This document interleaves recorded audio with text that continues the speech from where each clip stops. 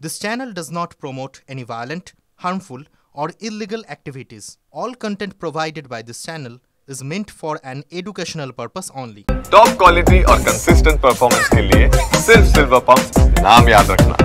এই খবর নিয়ে এই ছবি সামনে আসার পর দিলীপ ঘোষ বলছেন কোনো যুক্তি নয়, স্থায়ী সমাধান চাই। শুনবো কি বলেছেন।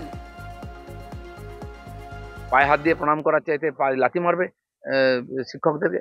এটা খালি শিক্ষকদের নয়, সারা সমাজের রোজ এটা আছড়ে পড়ছে। সেই জন্য তারা যেটা যুক্তি দেখাচ্ছেন, এই কুযুক্তি চলবে না। আর এসপার ওসপার করো, যেটা আমারও মত যে কোর্টে গিয়ে সরকারের বলা উচিত যে এই হচ্ছে 18,000 যোগ্য প্রার্থী, যাদের আপনি চাকরিটা দেওয়ার অনুমতি দিন, আমরা এদেরকে চাকরিতে ঢুকিয়ে এদের বেতন দেওয়া শুরু করছি। কোর্টের বাইরে যেতে পারবেন না। উনি পারবেন? উনি বলছেন দিতে পারবেন না। উনি পারবেন ওই 18,000 লোককে চাকরি দিতে কোর্টের ইচ্ছার বাইরে? তো সেই জন্য মানতেই হবে। ওনার পক্ষে হলে ঠিক, বিপক্ষে হলে ঠিক নয়, এটা চলতে পারে।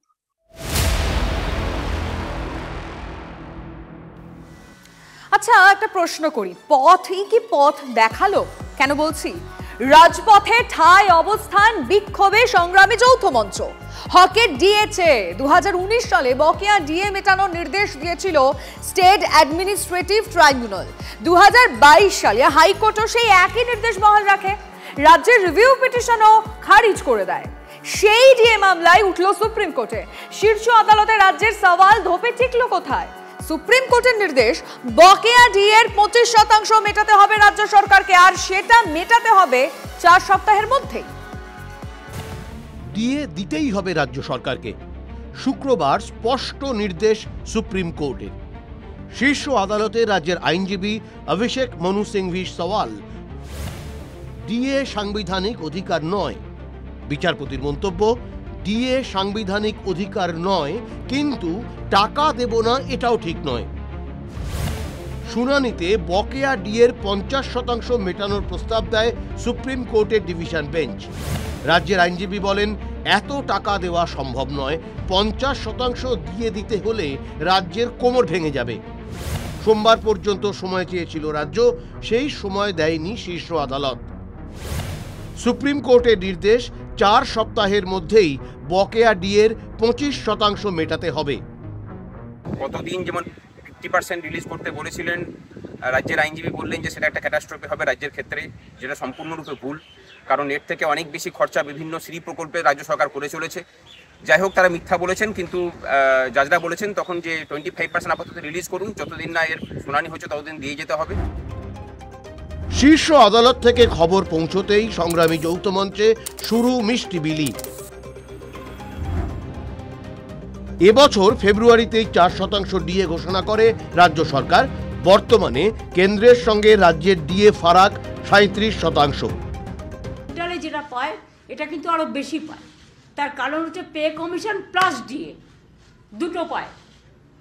এইটাও আমরা নতুন করে 2024 সাল থেকে, এটা 2025-এর সবে ফেব্রুয়ারি মাস, আমরা এর মধ্যে 14% ডিএ দিয়ে দিয়েছি এবং আজকে আরো 4% দিয়ে দেওয়া হলো।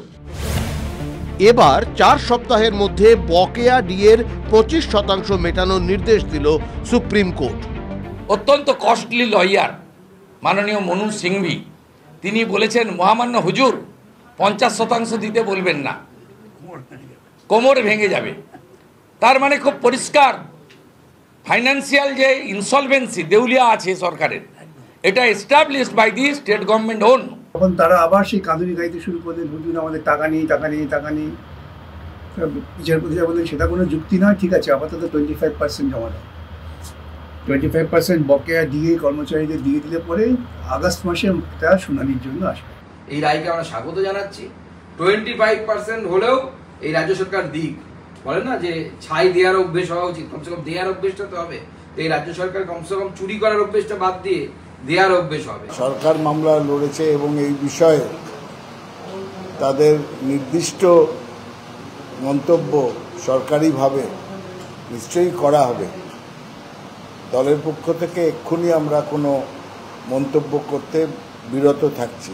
তবে যেভাবে শীর্ষ আদালত এদিন রায় ঘোষণা করেছে, তারপর ডিএ যে আদতে দয়ার দান নয়, ডিএ যে আইনত অধিকার, সেটা আরেকবার স্পষ্ট হয়েছে। তাই খুশি রাজ্য সরকারের কর্মচারীরা।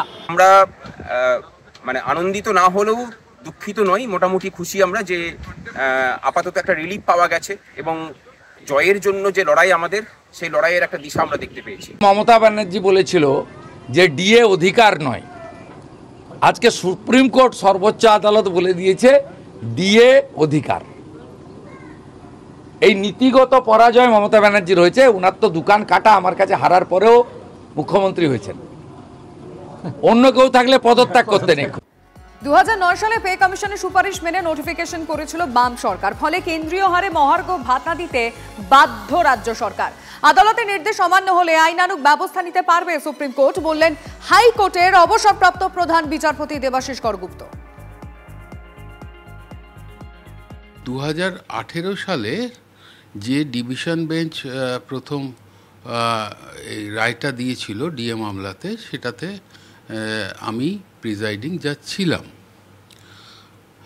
এখন তখন আদালত যেটা দেখেছিল সেটা হচ্ছে যে কোনো পে কমিশন কোনো রকম পরামর্শ রাজ্য সরকারকে দিতে পারে মাইনে সংক্রান্ত অথবা ডিএ সংক্রান্ত, সেটার গ্রহণযোগ্যতা নির্ভর করছে রাজ্য সরকারের ওপরে, তাঁরা সেটা গ্রহণ করবেন কি না।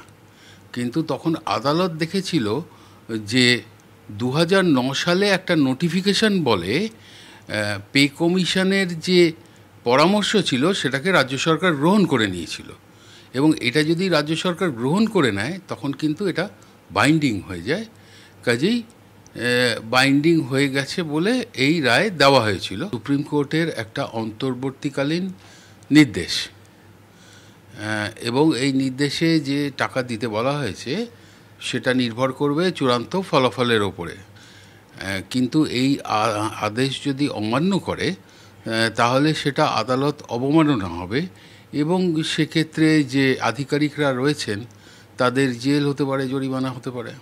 সর্বোচ্চ আদালতের একটা অন্তর্বর্তীকালীন নির্দেশ এসছে, এই মামলাতেই তারা আবেদন জানাতে পারেন, কিন্তু তার কতদূর গ্রহণযোগ্যতা থাকবে সেটা নির্ভর করবে আদালতের উপর।